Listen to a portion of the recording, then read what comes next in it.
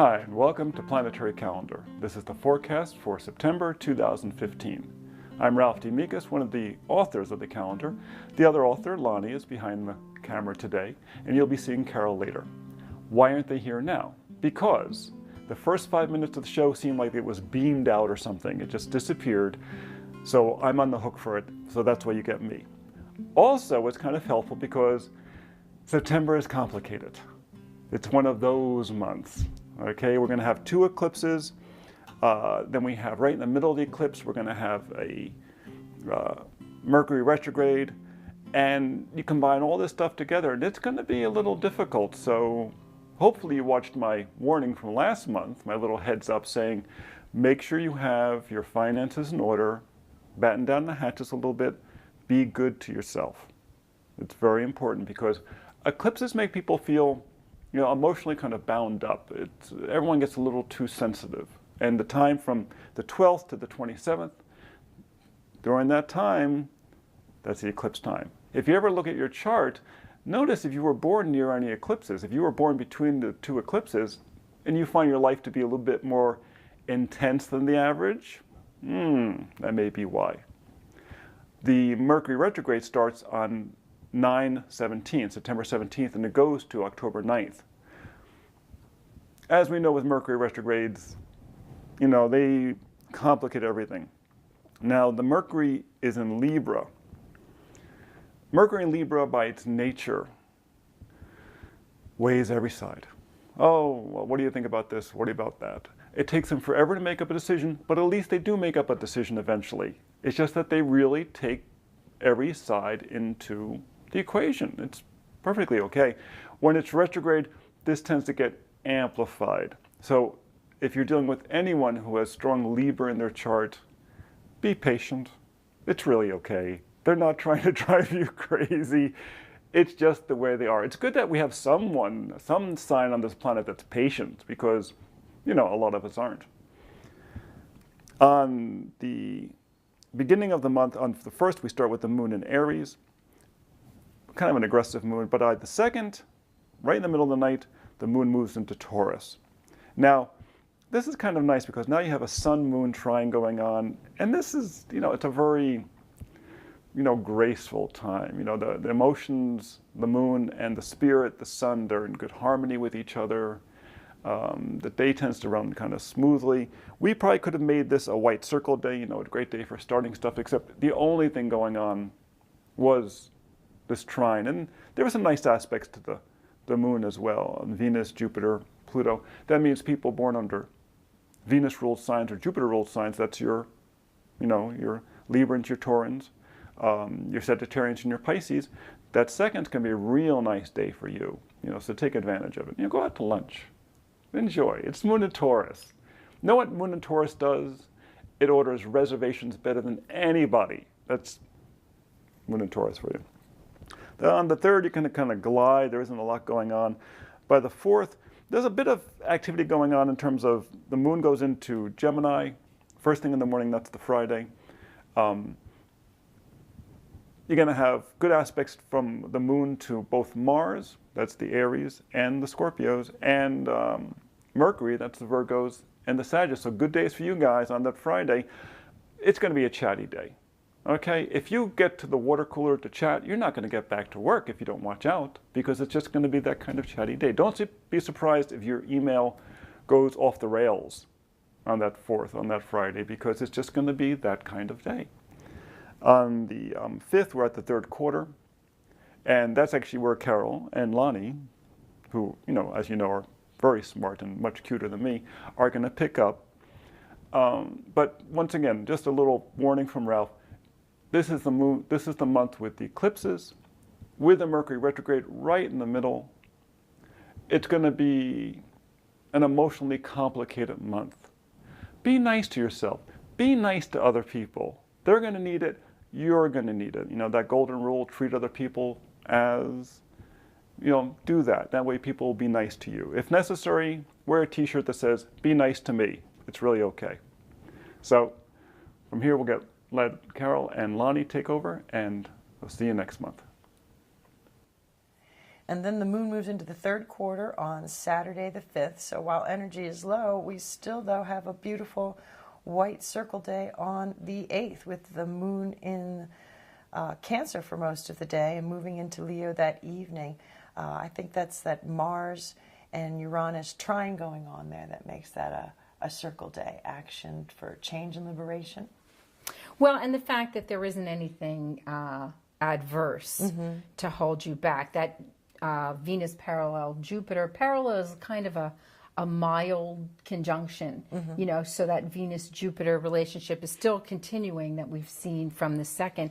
And don't forget that in between, on the 6th, Venus has gone direct. And Jupiter is well aspected on that day by the moon. So we still have that Venus-Jupiter energy for that beginning part of the month. Well, and Venus maybe will be well rested from her retrograde period and be ready to shine her light of love and beauty out again into the world. And it's funny, too, because, again, we've got that moon in Cancer on that day. We've been seeing a lot of sort of Cancer with the year of the wood goat and the Cancerian energy of the goat, sheep kind of a thing. So that could bode very well and really nice for the family. Good Sunday for the family. I do want to mention on that Venus going direct, you know, she's directed that sort of energy, the Venus energy inward, which is kind of self-indulgent and nice and kind of relaxing and giving herself a break. But you don't forget that when Venus goes direct, she takes back on her role of sort of mediator. So while she's been like, oh, you know, let them go fight, I'm just worrying about myself kind of thing, while she was retrograde, now she's ready to lend her advice and knowledge and pampering and all that other kind of stuff to other people as she goes direct. So I think that'll be a nice change, especially after the kids are going back to school and, you know, that nurturing side of Venus is coming back out again after saying, you know, oh, just go play and let me read my book in the sun for the summer, you know.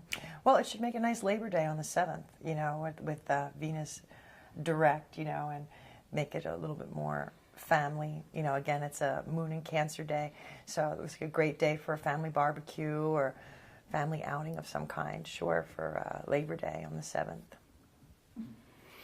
Right, and then we're all just building up. I mean, we don't have anything tremendously jarring going on in the other days, the 9th, the 10th, and the 11th. They're actually kind of calm a little bit, except for that Mercury-Pluto square, which is not the biggest felt square, although because Mercury's the closest to the sun and Pluto's the farthest away from the sun. Although you do have to be careful about blurting something out, that deep, dark secret that you were supposed to keep, or that deep, dark feeling that you had that you didn't want to, that you weren't going to divulge to the person, you know, because when they at that square, you know, anything could happen when they meet. So on the 9th, be careful how you communicate. Right. But Venus is there, lending her diplomatic ear to Mercury, so. There you go. And then, ba-bam, eclipse. Happening on Saturday the 12th, just before Grandparents' Day and Rosh Hashanah. We're looking at the charts, and there's a Venus and Mars conjunction, which gives the feeling of relationship issues in this first eclipse, especially as it quincunxes Uranus. But there's also a lot of health markers, you were saying. Yeah, well, you know, the sun and the moon together often highlight health concerns because you're sort of combining the physical with the emotional.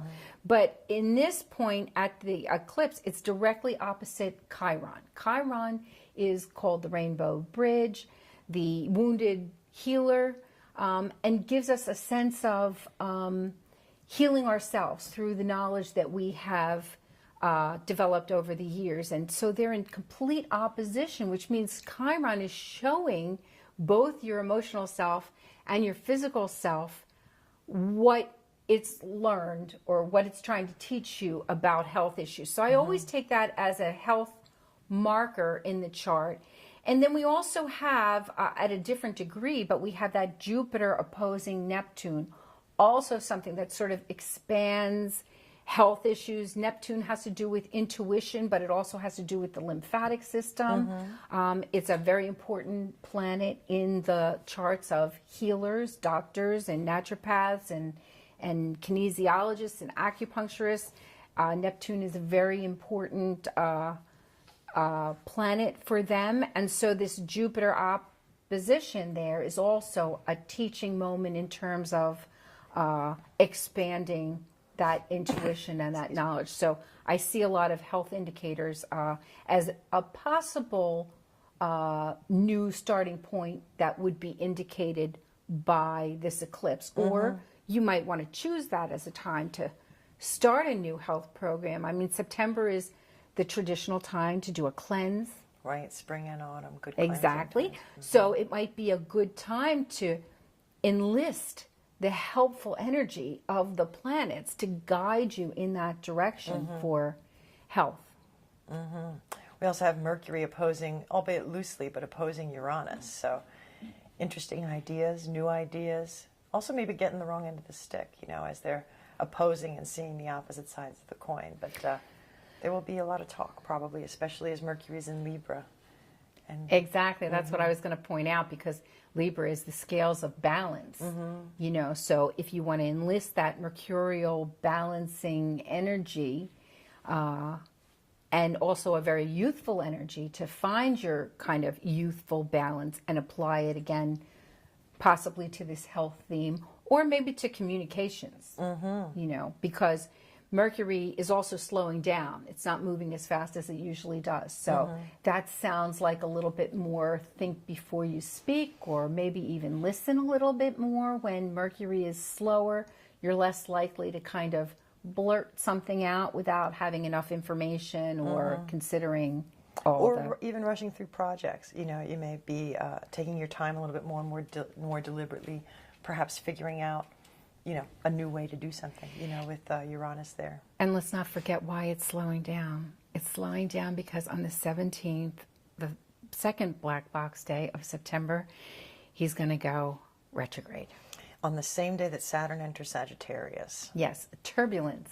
Yeah.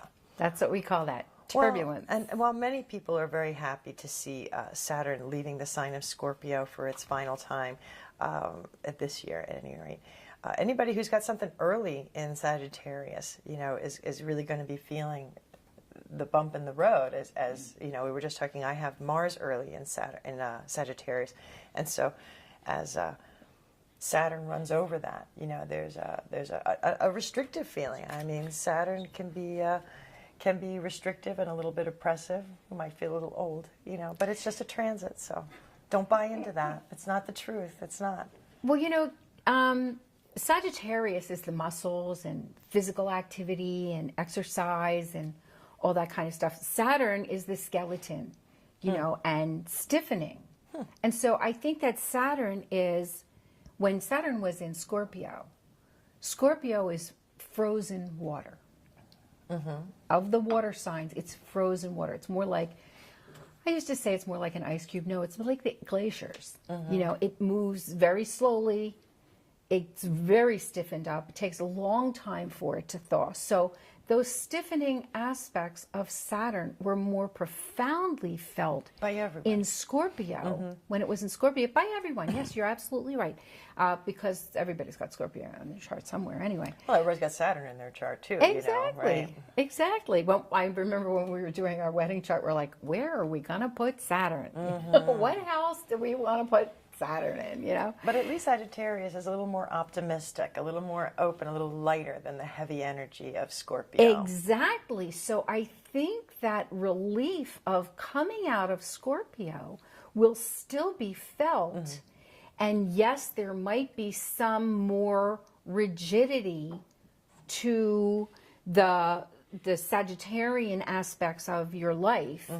But maybe they need to be kind of reined in, you know, maybe like you're off in all different directions, you know, Saturn or Sagittarius is, you know, so big and so gregarious and so outbound that sometimes it can benefit from a little bit of tug on the reins, you know. And so I think that the relationship between Saturn in Sagittarius is not as oppressive, and they can each help each other. They absolutely can, but if you've got a Saturn early on in Sagittarius or something else that's more of one of your personal placements, you know, it'll be a bell ringer, and you know, it's important to be able to take it with a grain of salt. You know, take it with a capsule of magnesium and a yoga lesson. There you go. Yeah. Anything you can do to help your own flexibility and your own ease will help you if you're having a difficult time. And you know, Saturn lasts in a sign for about 2.5 years, but Saturn moved, you know, went retrograde. What was it, like June of this year? It went back into Scorpio, and now back into Sagittarius on the 7th. So it's not forever. You know, I mean, it's not like a Uranus transit or a Pluto transit that takes a long, long time. Right. You know, so it's long, it's a handleable lesson. Exactly. You know, and when you look back on it, you know, you always have a lot of satisfaction because Saturn helps you get things done, make that change, accomplish that goal, pull yourself up by the bootstraps. Oh, I've gotten off track. You know, Saturn is the great reminder about how to be in the world. You know, it's Dad teaching you how to, you know, find your job and show up on time and do all those things. Sure. Whereas, you know, Mom shows you how to love and be part of a family and nurture and all those kinds of things, you know. So this is the Moon Saturn kind of relationship. And so it's nice that you get a chance every so many cycles to kind of reset and say, oh, you know, maybe my plan's not working. Maybe I need to rethink that, get a new partner, start a new, you know, model way of being responsible. Exactly. You know, is the way you're being responsible working for you? Are you in a job that you like? Do you have the resources that you need, you know, and things like that? And so these are great times to think about a new way to do the old things and try to find something that more closely meets who you are today, or who you were meant to be, you know, who you planned to be when you came to this incarnation. Right. So then we have that black box day, of course, largely because the Mercury does go retrograde on the 17th. Well, and Saturn changing signs and, too. Right. Yeah. But, you know, with the Saturn going into Sagittarius and opening sort of up after having been in Scorpio, for Mercury retrograde and closing down, that's going to be a kind of interesting transition. So I often notice that when Mercury's in Libra and turns retrogrades, I find a lot of headlights out on the road. One headlight off, especially your rear turn signals and things like that.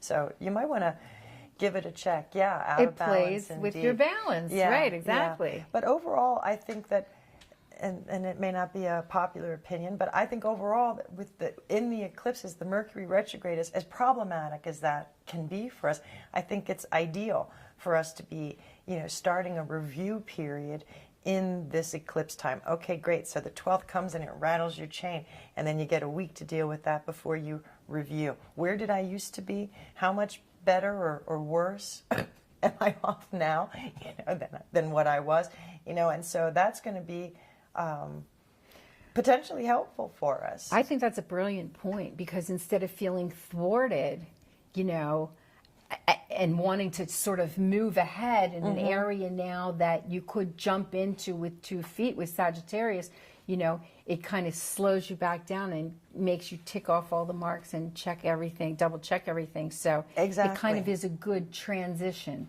right. I think.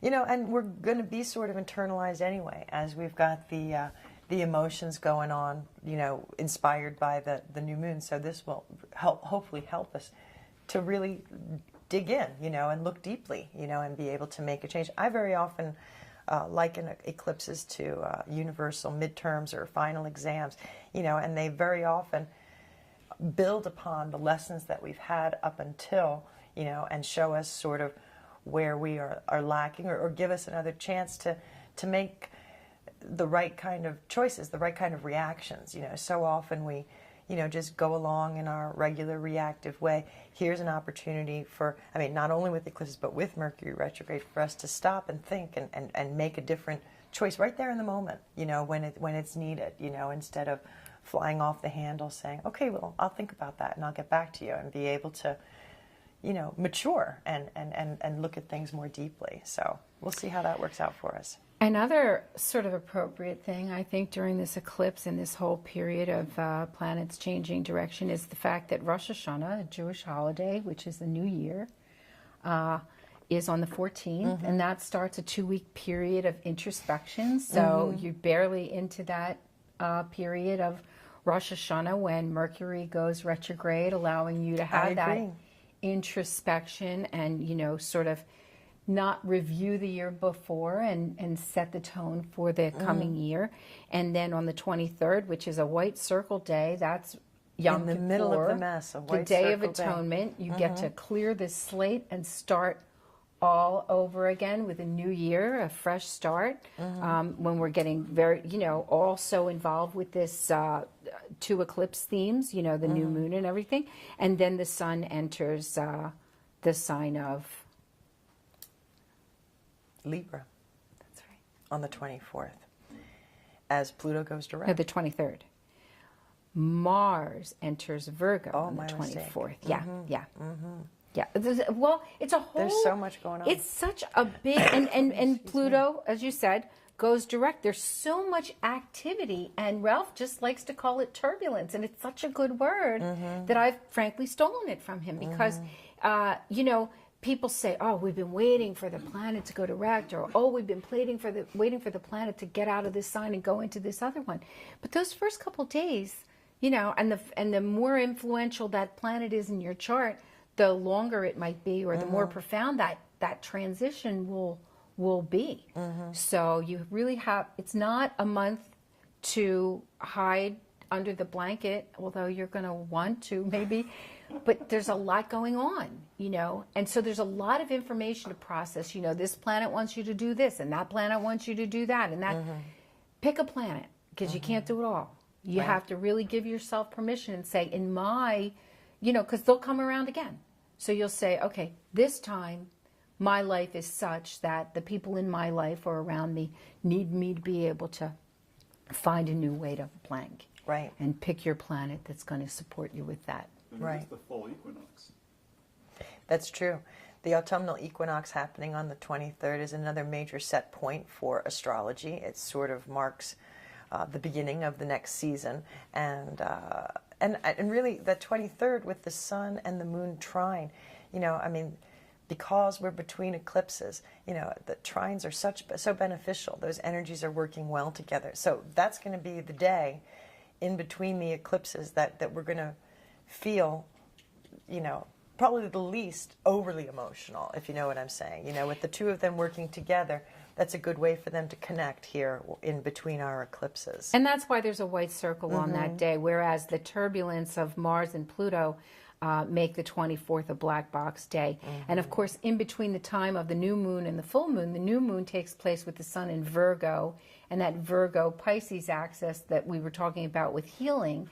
But then by the time we get to the full moon eclipse on the 27th, now we've got that Libra Aries, which is finding balance for the self. So again, I personally find that health aspect built into there as this sort of logical culmination of this eclipse pattern for this particular time. And of course, in the time of Virgo Libra, health issues are things that are important anyway. Yeah, and now, of course, we've got Uranus on closest approach on the 29th. So you're going to feel that once we had that second eclipse, you're going to feel that Uranian energy and say, okay, now what wild, crazy new start or what kind of new thing can I implement that this whole eclipse pattern has kind of taught me. Well, and isn't that nice when you have those energies for change right there and available when they need, and that's one of the lovely things about astrology is the elegance of the cycle and how it moves through, and you really have the energy that you need right there if you're able to use it appropriately. It's really a lovely dance that the planets do. And so it is. Before we go, I want to remind everyone that on the 30th, we have the Sun conjunct Mercury. That's a great day to get your information out and speak passionately about what's interesting to you. But it's not a great day for listening. So we all kind of have to work a little bit harder at that as the month ends, about listening to the needs of our other people. I mean, none of us is an island. You know, we're not able to just make changes and have everyone follow suit. We need to be able to work with and communicate the people who are closest with us and affect our day-to-day lives. So well, and Virgo is about workmates and working together cooperatively, and that's the beginning of the month, and then you go into Libra, so what better time exactly to really make those alliances. And if others aren't listening to you, don't get angry. They can't. It's hard during that aspect. Just, okay, well, I'll see you tomorrow. I'll check in with you next week and we can talk about this more then. You know, that sort of a thing. Because, I mean, I've had conversations with folks that they just can't stop to answer your question. They're just too excited about talking about what it is that they want, and they need to get it out, you know, obviously. So the best thing we can do is just listen and cut them a break and not add to the problem. So I think we really talked a lot about September's forecast. Yeah. So visit us at planetarycalendar.com if you want more information, or www.spaceandtime.com. Shoot us a message on Facebook for more information, and happy we'd love September. to connect with you on Facebook. Let us know you saw us on TV. We'd be psyched. Thanks. Thanks. Bye-bye. Bye. Hi, Ralph D. Mikas here. I'm one of the authors of the calendar, and this is my little preview of October 2015. After September, which was such a complicated and sometimes difficult month, October is a dream. Now, the first week, up to about the 9th or the 10th, may be a little stumbling because Mercury's still retrograde, but after that, Mercury goes direct, Venus slides into Virgo, passing right over the royal star Regulus, beautiful heart of the lion. Things are going to start feeling better. And then you have a bunch of planets in the early part of Virgo, and nice things are happening. And I have to let you know that this is a very sexy part of the sky. So don't be surprised if you get some, you know, sidelong looks and secret smiles. There's going to be a lot of stuff going on beneath the surface. It's okay. Love is what makes the world go round, after all. So if you're having any kind of trouble in September, don't worry. October is on its way.